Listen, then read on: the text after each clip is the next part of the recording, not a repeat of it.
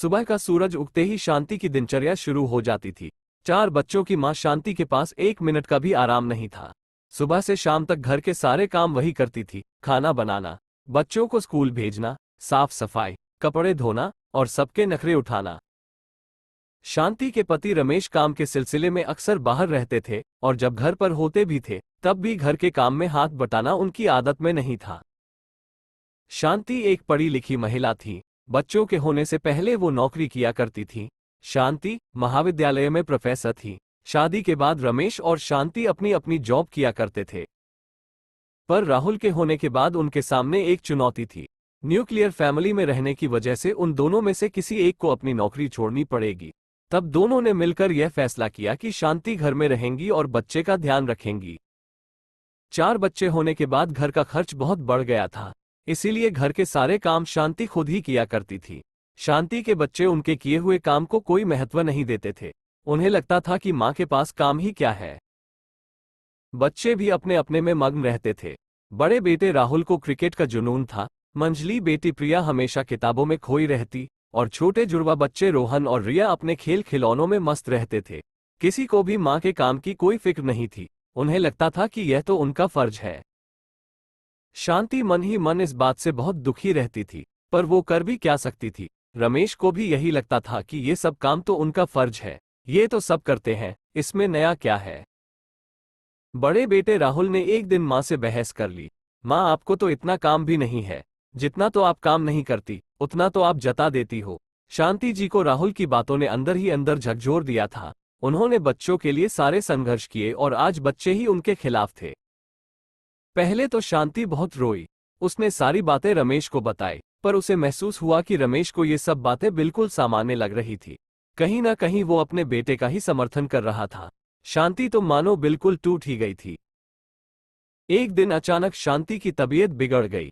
तेज बुखार, बदन में दर्द और कमजोरी ने उन्हें बिस्तर पकड़ने पर मजबूर कर दिया। पहले तो बच्चों और रमेश को लगा कि मामूली बुखार है, ठीक हो जाएगा। लेकिन जब 3 दिन बीत गए और कोई सुधार नहीं हुआ तो डॉक्टर को बुलाया गया। डॉक्टर ने बताया कि शांति को गंभीर संक्रमण हो गया है और उन्हें पूरी तरह से आराम की जरूरत है। ये सुनकर घर में हड़कंप मच गया। अब घर के सारे काम रमेश और बच्चों को ही संभालने पड़े। रमेश ने एक मेड रख ली, लेकिन उसे घर के सारे काम समझाने और कराना भी एक बड़ी चुनौती थी। बच्चों को समझ नहीं आ रहा था कि कहां से शुरू करें। राहुल ने खाना बनाने की कोशिश की, लेकिन उसकी बनाई खिचड़ी खाने लायक नहीं थी। प्रिया ने सफाई करने की कोशिश की, पर पूरे घर में धूल ही धूल रह गई। रोहन और रिया तो बस उधम मचाते रहे। कुछ दिनों तक इस तरह जूझते हुए बच्चों को एहसास होने लगा कि माँ कितनी मेहनत करती थी। राहुल को अपनी माँ की बनाई सब्जी की याद सताने लगी। प्रिया को माँ की सफाई की आदतें याद आने लगी और रोहन और रिया को माँ की कहानियां और उनकी गोद में सोना याद आने लगा। रमेश भी ऑफिस से आते ही घर के कामों में जुट जाते। अब उन्हें समझ में आ रहा था कि शांति देवी का योगदान कितना बड़ा था।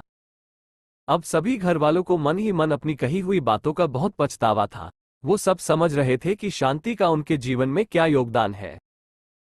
प्रिया तो अक्सर माँ से बहस किया करती थी। अब उसे अपनी बातों का बहुत पछतावा हो रहा था। बीमार होने के बावजूद भी शांति को हमेशा घर की और बच्चों की चिंता लगी रहती थी। तब रमेश ने बच्चों को बताया कि कैसे तुम्हारी माँ ने राहुल के पैदा होने के बाद घर को अकेले संभाला। गलती मेरी है, ये फैसला हमने मिलकर लिया था और मैं ही तुम्हारे माँ के कामों की कद्र नहीं कर सका। शायद इसीलिए तुम लोगों को भी माँ के काम बहुत मामूली लगते हैं। घर तो हर कोई संभालता है, इसीलिए हम शायद उनके काम को महत्व नहीं देते, पर तुम्हारी माँ ने इस घर को इतने अच्छे से संभाला है कि हमने कभी यहाँ किसी काम में कमी देखी ही नहीं। बच्चों, हमें ये लगने लगा था कि ये सारे काम आसान है या खुद ही हो जाते हैं, पर जब आज खुद करना पड़ा तो समझ आया कि ये तो कभी खत्म ना होने वाले काम है। जो तुम्हारी माँ इतनी आसानी से करती है, हमसे बहुत बड़ी गलती हो गई। एक हफ्ते बाद जब शांति देवी की तबीयत थोड़ी सुधरी तो उन्होंने देखा कि घर वालों ने मिलकर घर को कैसे संभाला। राहुल और रमेश दोनों मिलकर खाना बनाते थे।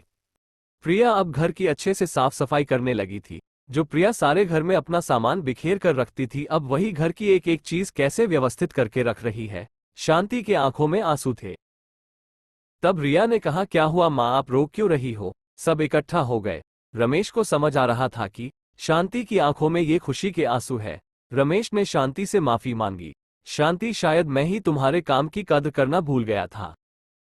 बच्चों ने मां से माफी मांगी और वादा किया कि अब वे हर काम में उनका हाथ बटाएंगे। अब रमेश ने कहा कि ये हम सबका घर है, तो अब हम सब अपना एक एक काम चुन लेते हैं और सबको अपना वो काम रोज करना होगा। राहुल ने कहा, मां, अब मैं रोज सुबह आपको चाय बनाकर दूंगा। प्रिया ने कहा, मां, मैं साफ सफाई का ध्यान रखूंगी। रोहन और रिया ने भी वादा किया कि वे अपनी चीजें खुद ही संभालेंगे और शांति को परेशान नहीं करेंगे। धीरे धीरे शांति पूरी तरह से ठीक हो गई। अब घर का माहौल बिल्कुल बदल चुका था। हर कोई अपने अपने काम को समझने लगा था। घर के हर सदस्य ने मिलकर काम करना शुरू कर दिया था। राहुल अब मां के साथ मिलकर खाना बनाना सीखने लगा। प्रिया घर की साफ सफाई में मदद करती और रोहन, रिया भी अपने खिलौने और कमरे को सलीके से रखने लगे। रमेश भी अब ऑफिस से आते ही घर के काम में हाथ बटाते थे। शांति के चेहरे पर एक मुस्कान थी, जो ये बताने के लिए काफी थी कि उनका परिवार अब सच में उनका परिवार बन गया था।